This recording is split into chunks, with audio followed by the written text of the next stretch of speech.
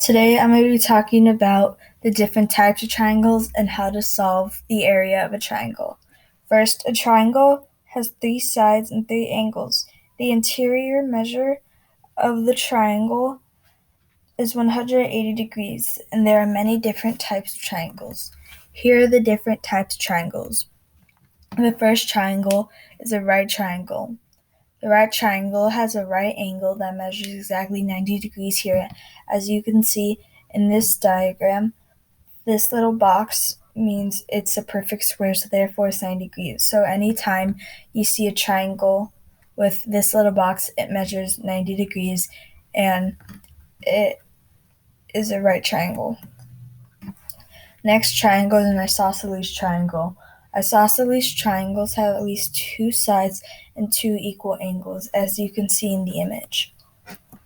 Next is an obtuse triangle. An obtuse triangle has one angle that measures more than 90 degrees. As you can see in the image, this angle right here measures 100 degrees, while this one measures 50 and the other measures 30. So since this angle measures 100, then it's automatically an obtuse angle.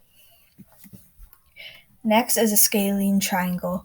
A scalene triangle has 3 unequal sides and 3 unequal angles. You can see in the image, one side is 9, the other is 14, the last is 13, making it a scalene triangle. Next is an acute triangle. An acute triangle has an acute angle that has at least one angle that measures less than 90 degrees here. As you can see in the image, these little symbols that look like arrows mean less than.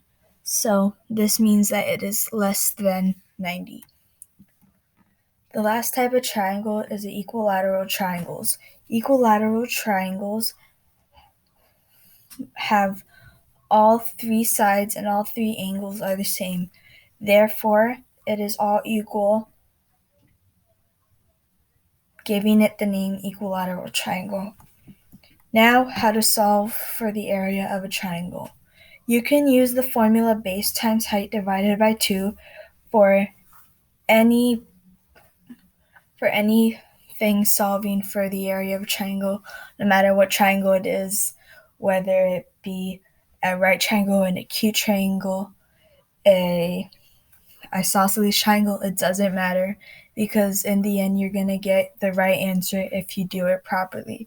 So the formula is base times height divided by 2.